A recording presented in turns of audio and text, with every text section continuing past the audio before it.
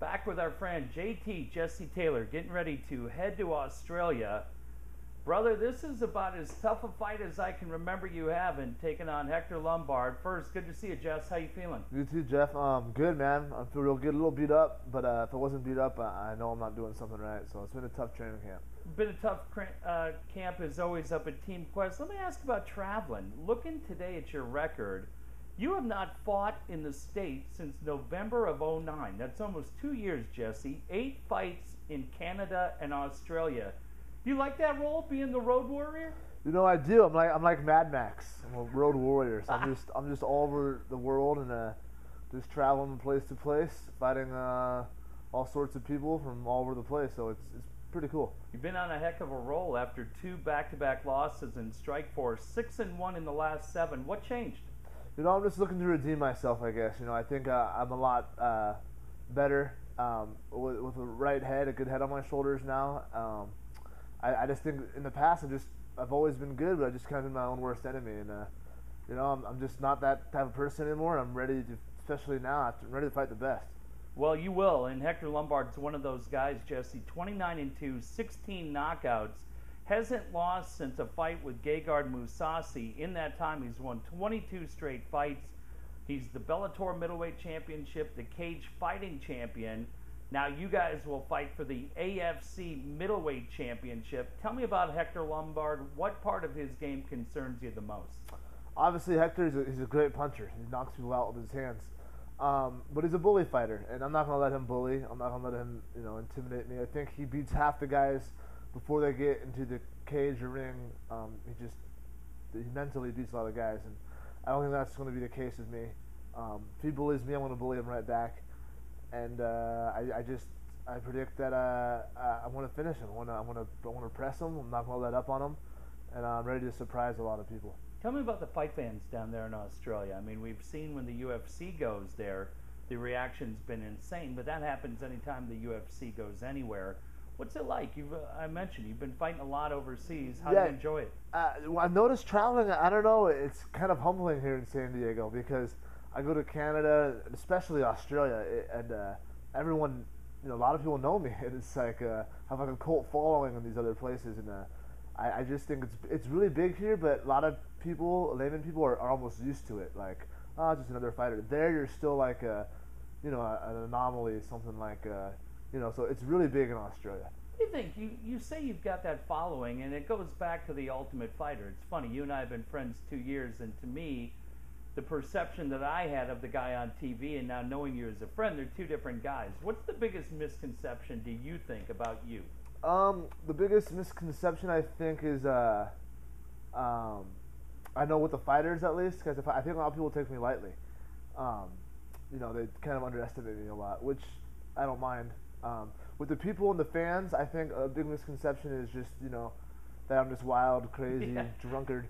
But I like to have a good time here and there. But I don't know. I'm a lot more level-headed, I think, and a lot more down to earth than people think. So I think what people would probably be surprised by, you're a family guy. I mean, it's all about the family with you, and I think you said it. I think people probably see JT Money, and they think, oh, this guy's all Vegas. But at the core, you're a family guy, Jesse, right? Yeah. It's my son. Got 2 beautiful boys, and they're my life. It's hard, to go a day without seeing them. So the training and traveling is awesome. I love doing that, but at my heart, I'm always thinking about my boys. So big part of my life. Let me ask you about the Ultimate Fighter. A lot of changes coming up for the future seasons with the new deal on Fox TV. What do you think about the idea of live fights, the season being stretched out to 13 weeks? What was your reaction when you heard the changes?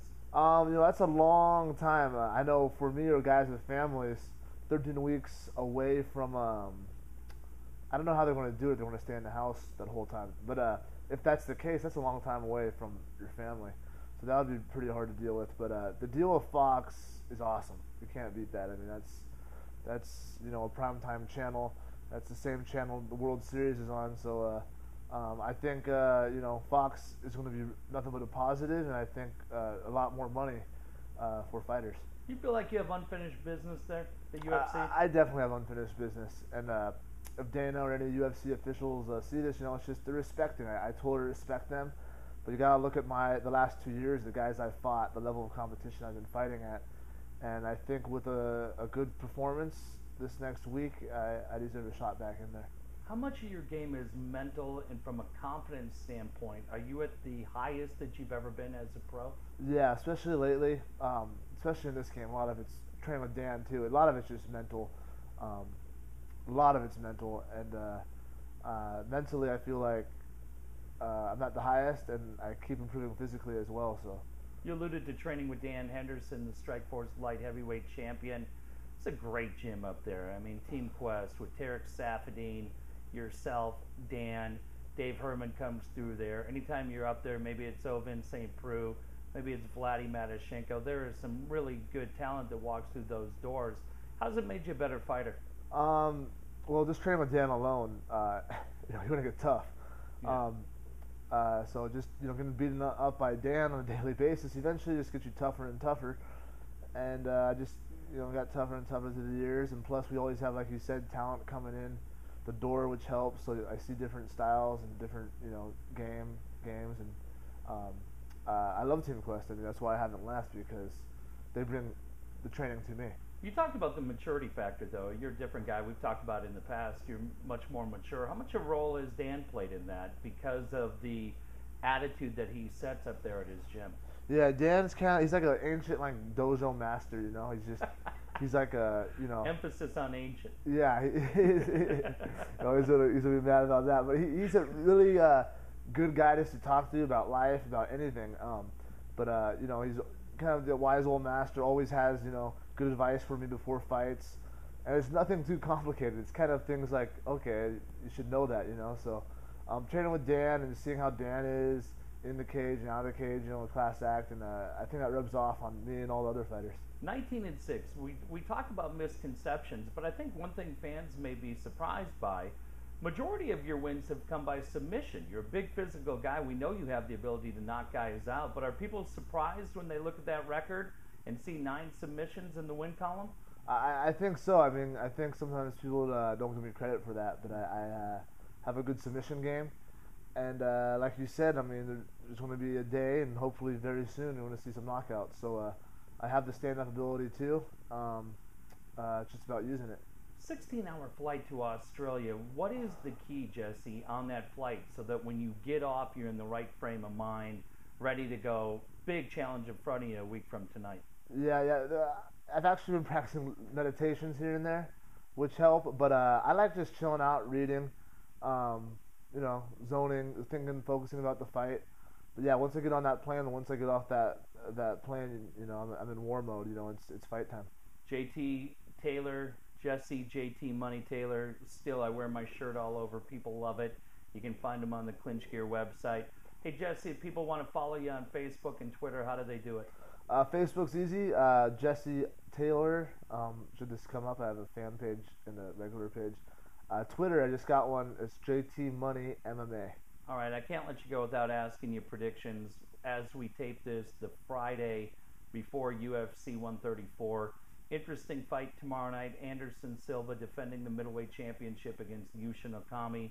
Technically the last guy to beat Silva, Yushin Okami. How do you see that fight going? Anderson's a ninja, but I always like going with the underdog, and I think Yushin has the capabilities of beating Anderson. So I want to go for Okami. Wow, interesting.